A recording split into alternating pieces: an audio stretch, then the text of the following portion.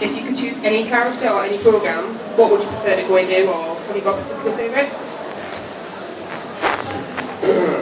I think I'd be Daenerys. Either Daenerys or Sheldon. Bazinga. Yeah, I think those would be, I mean, let's face it, doesn't get any better than giving birth to dragons. Winter's coming. Okay. Where's the next one? Oh, right on the back there. Hello. Hello. I'm a big fan of Stargate. Have you ever had to use I your figured that character? because you're here. You know your character Teal, whose No, I catchphrase don't. is No, I don't. Indeed. No. Have you ever had to use the word indeed, like seductively? And if you haven't, could you do it for me, please? Only if you come sit on my lap.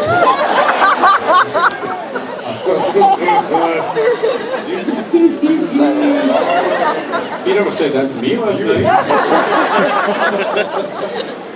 Indeed, I didn't. Well, when you say, have I ever used it, do you mean in my personal life? Is that what you mean? Or or on the set? Either or.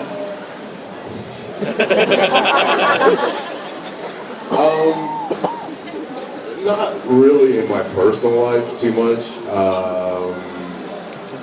I would like to think if I had to say indeed in my personal life, probably the deed was already done. I think a few times on the show though. I think in Birthright, I think I did it once. But I said indeed, seductively, I think. In Changeling, I think I said it once, seductively. And I think that might be it. You want me to say indeed seductively to you? Yes, please. It's your first time in Newcastle, Chris. Wow.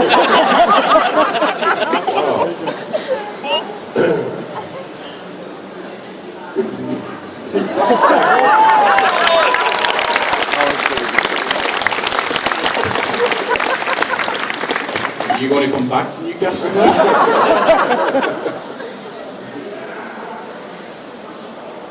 Oh, there's more. Oh, guy with funny hats. Funny, huh? You got the mic now, you got to say something. Out of obviously Stargate Atlantis and SG-1, what was your, what did you enjoy? Which series did you enjoy doing the most? Well, I did 212 episodes of SG-1. I did 2 of Atlantis. So of course my answer would be Universe. Everyone knows that's not true. No, I really, I mean, SG-1 has probably been just the favorite set I've ever been on of anything I've ever done. That's because we were so committed to having fun. You know, we never, I mean, we wanted to make good entertainment, but we always realized that we were just making entertainment. You know, we weren't making, you know, I mean, and not to say that I don't understand what entertainment means in people's lives, but we weren't curing cancer, we weren't, you know what I mean? So we never got to the point where we just took ourselves so seriously that it wasn't fun. And there are sets that I've been on that you would think that they have solved cold fusion. I mean, really, it's that serious, and it's that quiet, and it's that tense, and I just, I really find it really impossible to work that way. So I think starting SG-1 is probably my favorite set that I've ever been on. The coolest set I've ever been on was, okay, the coolest day ever in my life as an actor is when Bale, I did Dark Knight Rises, and when Bale walked on the set with the suit on I turned into an 11-year-old girl. I literally couldn't move. I was standing there, and Joseph Gordon-Levitt was standing next to me. And Bale walked on, I just kind of started shaking. And I looked at Joe, and I was like, he's like, Chris, I know. I did the same thing the first time I saw him in the suit. So yeah, that was probably the coolest thing I've ever done. Little interesting fact I just picked up on the internet, so obviously it's true.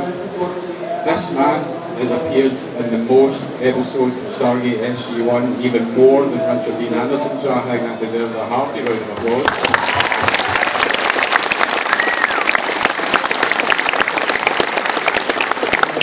The sad part is Rick made 3 times as much as I did, so. Hey, where's the next question come from? Oh, right in the middle there. Hello. I was just wondering what your favourite... Is that you? Excuse you. I was just wondering what your most favourite Stargate episode was. My favorite Stargate episode was to watch or to do. To do. My favorite Stargate episode to do was the 200. Because we basically did 4 episodes within the same time period that we do 1 episode. And so all of the partner, how much we appreciate everything that each other had done. And it was just like a week of joy and happiness. And on a personal note, the greatest thing about Stargate to me is the villains. Like the villains are like all cool and like, you know, some are campy, some are not, but the thing that they all have in common is what? They all have cod pieces. So I have been on our wardrobe designer for 10 years to wear a cod piece. She's like, but Chris, you're wearing the SG-1 uniform. Why would you wear a cod piece? I'm like, I don't know, I just want a cod piece. So if you watch the 200th episode, every single outfit I have on in the 200th episode has a huge cod piece. I mean, ridiculously huge. And let me say, some of them were still kind of tight. You guys are so dirty, I like you guys. But yeah, it was true in the 200. Question right in front there. Hello. Hello. What was your favourite Teal'c moment? And since we were just talking about villains, who do you think was the most badass villain in this SG-1? Probably one of my favorite moments as Teal'c was the Teal'c PI, part of the 200. We had so much fun doing that. It was just like a day of silliness, just absolute ridiculousness. And I mean, there's a lot of, I think I talk about this a lot. Keep it down!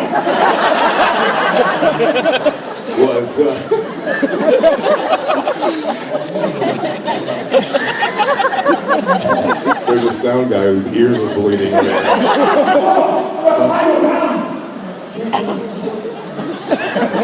What if I just walked over there and just asked him to be quiet?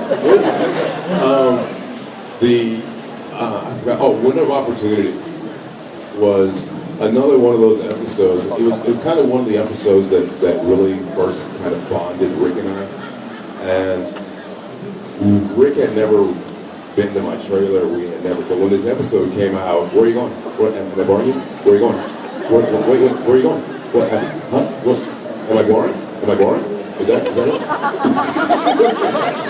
Bathroom? Are you going to the bathroom? Are you going? Number 1 or number 2? I thought my seat's going to be ground. So one of the things, so every minute Rick was coming back, hey, can you juggle? Hey, can you do this? Can you do that? Can you do that? So that whole thing with him doing the clay, have you guys ever seen Ghost?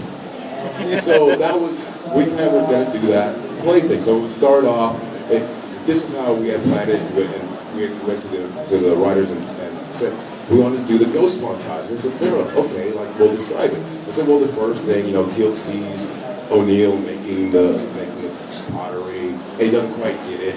Then O'Neill is demonstrating, how to mix the clay, how to form the clay. Then the next time you cut, the next loop you go through, Teal has made his own thing, and, they're admiring it. Then there's another cut, and then Teal and O'Neill are shirtless with clay all over them. And for some reason, MGM didn't go for that. I don't know why they didn't go for that. But it was always kind of stuff like that were my favorite moments. The stuff that, and especially playing Teal, I had a lot more creative. I had a lot more creative input in my character. I had a lot, not creative input, but a lot more leeway, because when they would write episodes, they wouldn't. It got tedious for them to write how Teal speaks, so they would just write the lines and just say them however Teal would say them. That's how a lot of the jargon in the show came about, the alien jargon. They would just throw letters together and just say whatever, like the Zat, you can tell, the Zats. When they first were written down as what they were, it was literally a word that was a page and a half long. So I went up to Jonathan Glasner's office and I said, how do you pronounce this? He's like, I don't know, you're the alien.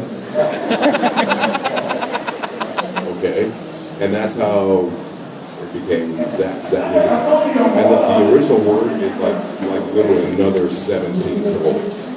So Zat Yipatel was the shortened version of it, but then Rick couldn't say Zat Yipatel, so we shortened it to Zat. So that's I have no idea if I answered your question or not.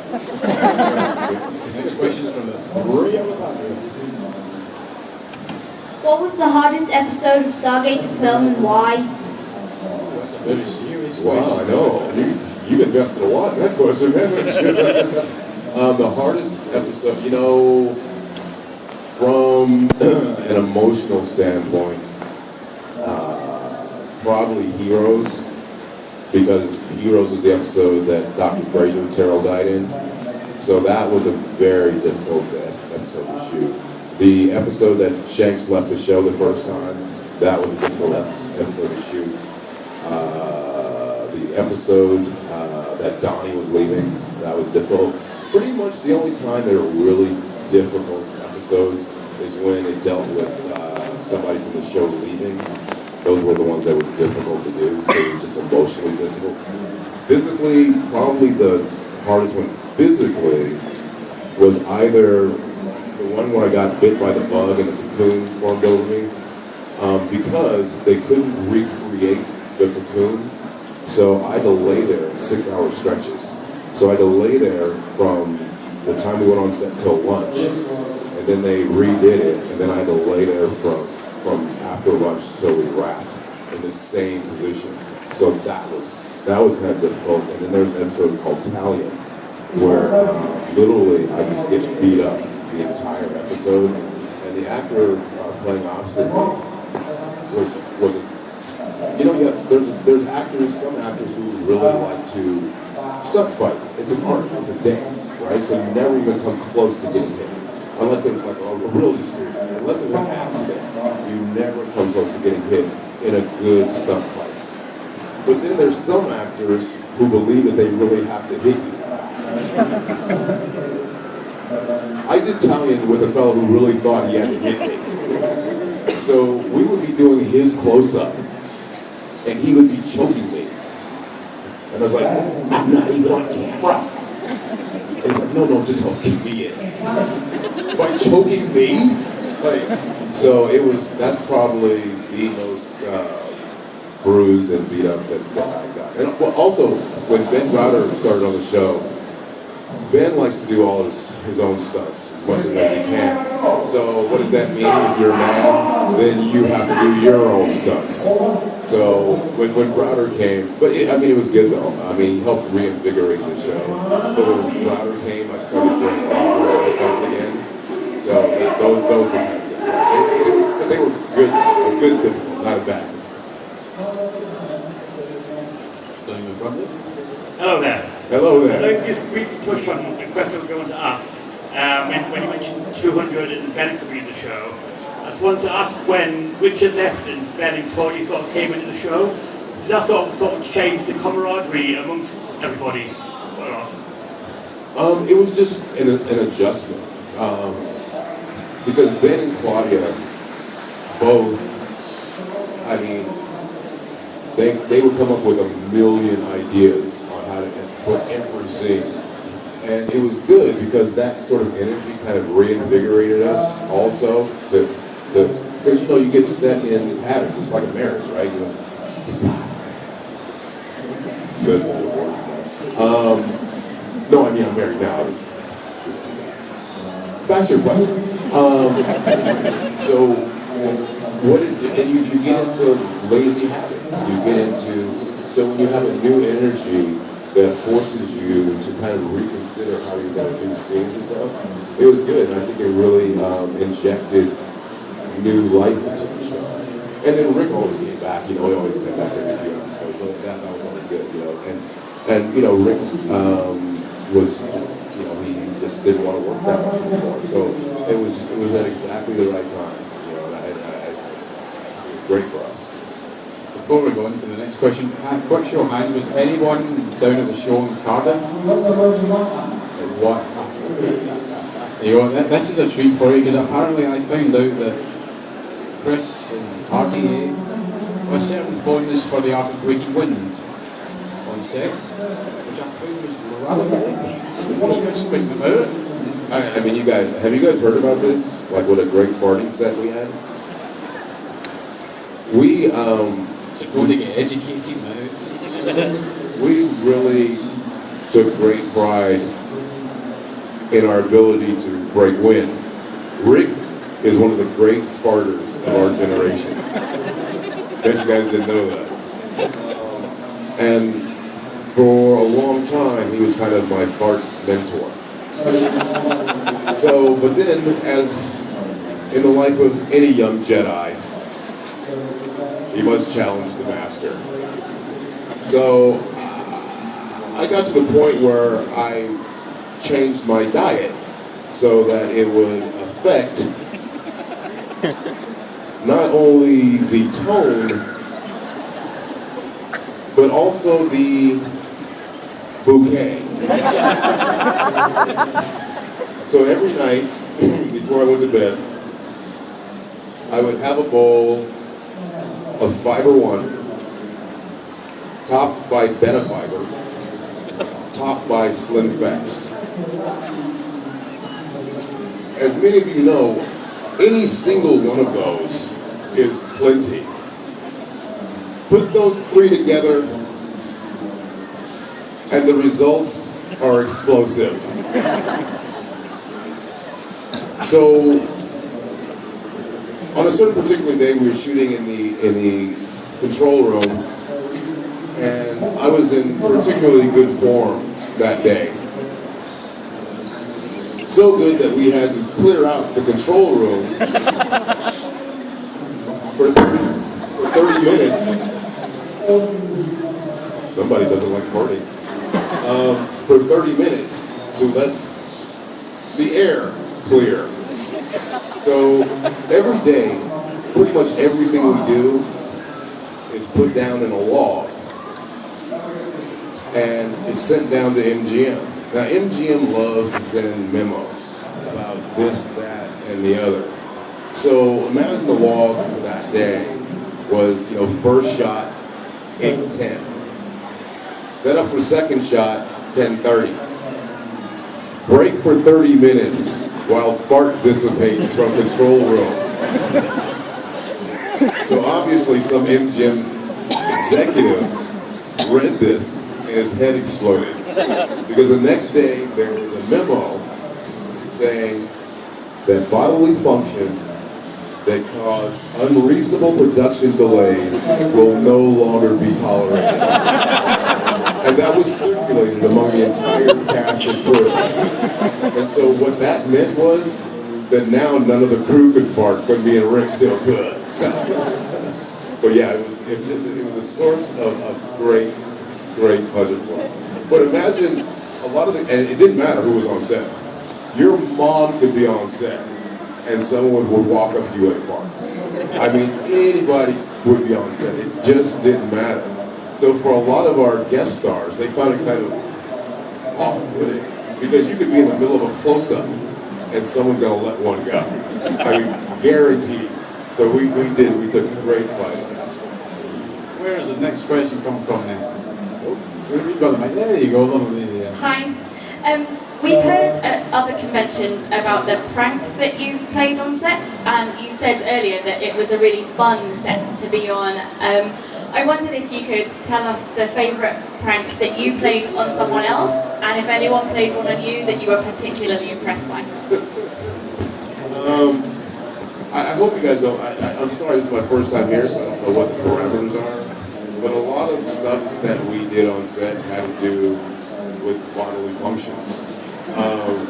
So one of my favorites is a little ditty that we used to call the turd burglar. So, it's just what people, when they go to set, they leave the trailers unlocked. So if you just hang back, or if you say, oh, I have to go up to your double, we'll read your off-camera lines. So you go and there's no little kids in here. You go take a poo in someone else's trailer, and you don't flush it. But a lot of sets do that. Believe it or not, the Friends set talked about this. How much they did. It's a very common game in Hollywood. And I also like to saran wrap toilets because I had the earliest call time. So I would be there before everybody, but everyone's rooms get opened everyone's trailers get opened at the same time. So you take saran wrap and you lift up you put the saran wrap in between the secondary seat and the bowl. So when people come in, it's the morning, it's 5:30, 6 o'clock in the morning, so they're still sleepy. So they just raise a lid to use the bathroom. And boy, to get a splashback.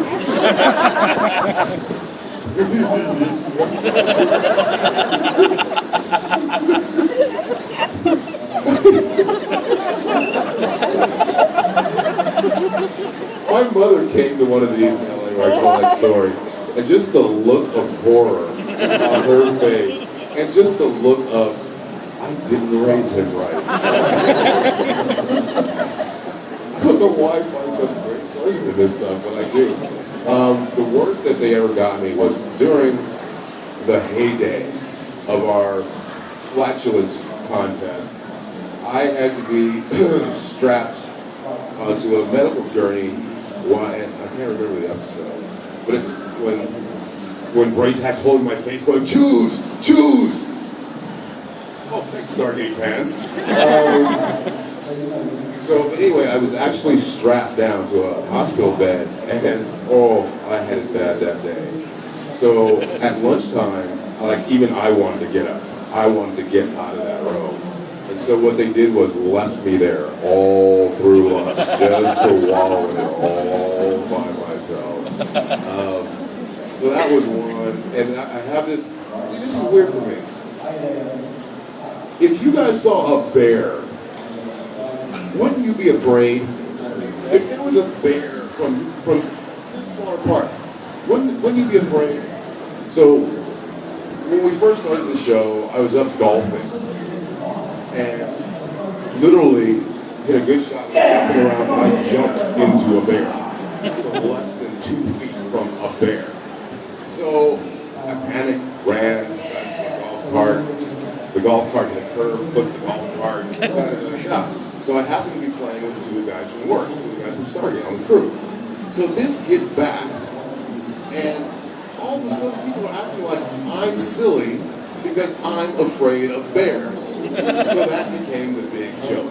So one time we're shooting up in the forest, and I'm standing outside my trailer, and there's a bunch of people around, and we're all talking, just messing around, and all of a sudden they start going like this.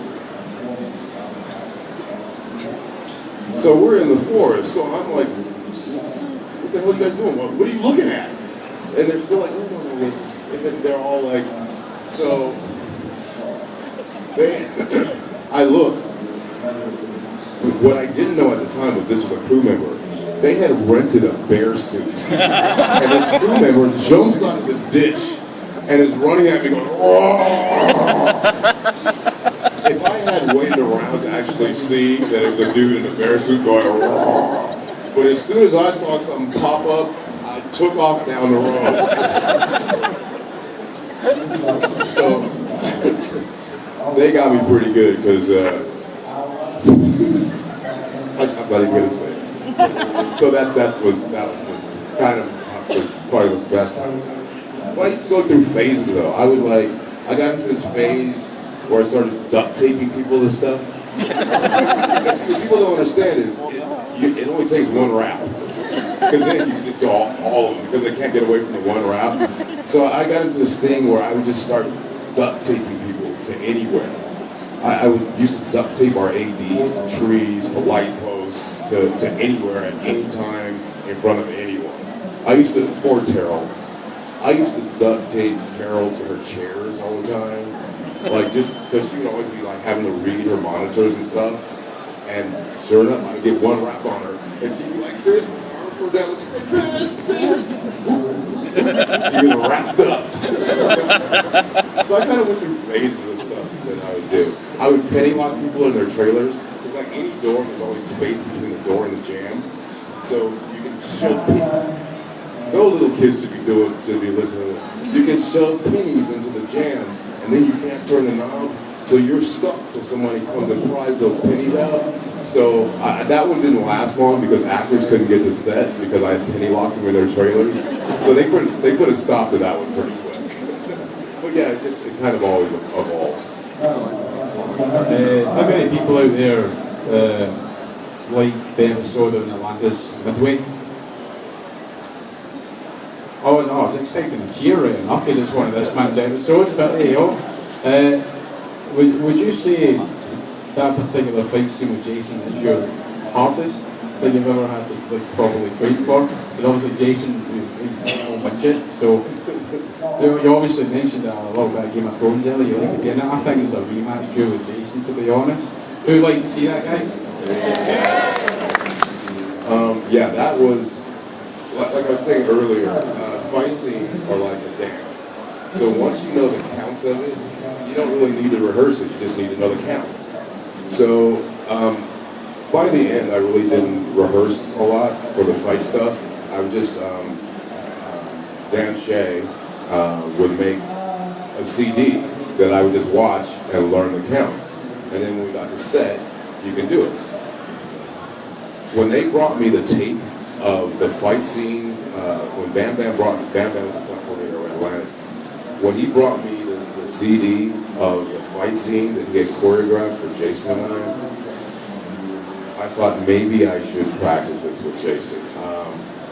It was, I think the entire fight scene was like 8 or 9 minutes, and the whole time is just straight action and movement. I mean, if you look at a boxing round is 3 minutes with a minute rest in between. So this was 8 minutes of twirling staffs and him and his and all that stuff with no break. And so the original thing they wanted to do was shoot it all in one take. And so we actually did shoot it. But we shot it in one take for 8 hours. So it was, that was the most demanding actual fight scene that I ever did. And just Momoa in it is just incredible. I mean, the stuff that kid can do is just, it's mind-boggling. And he's such a great athlete that, that was the toughest stunt I ever did.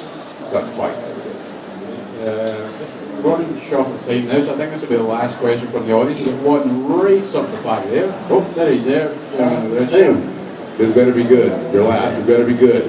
Always. Wait a minute. Better be good. When you played the ship's AI in Andromeda, commonly. Come on, it's a question everyone's probably wanting to know. The last question is an Andromeda question? Everyone's a Stargate question. I thought it was different. Was it difficult to get to the character for? I mean, playing like a computer, essentially. Was it difficult to try and visualise or try and act for? Was it difficult? Did you ever see me play Tilt? Oh, So there wasn't a whole lot of modulation between computer, Tilt. I don't know, I saw you get pretty emotional. You know, it was funny doing that because a lot of, not a lot, but a significant portion of their crew had come over from Stargate. So, you know, and they had a fairly serious set.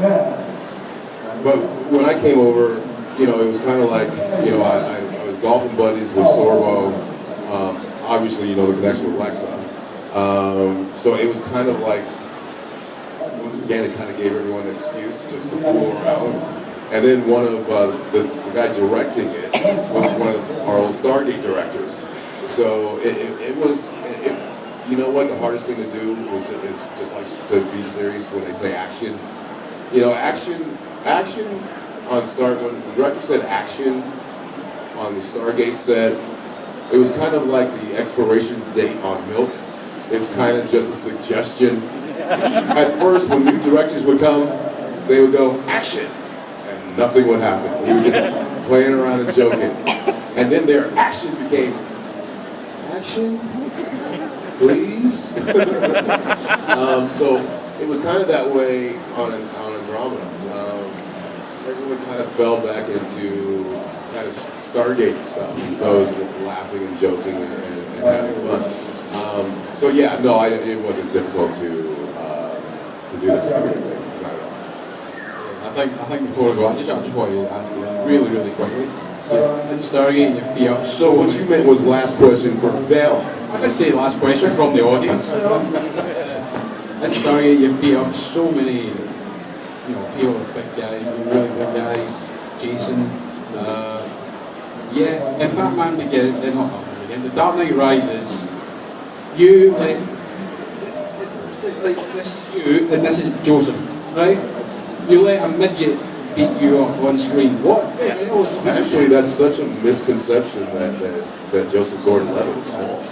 He's not. It's the angle of the camera there. No, yeah, because Joe is about 6'1", 6'2". He's not a little guy. Skinny little thing. Well, you know, when Chris Nolan decides something's going to go a certain way, there's not a whole lot of discussion about it, you know. You got paid, so... Yes, I did. Ladies and gentlemen, it shows you how quick 45 minutes can go when you enjoy yourself. Please give it up for Mr. Yeah, it is, man.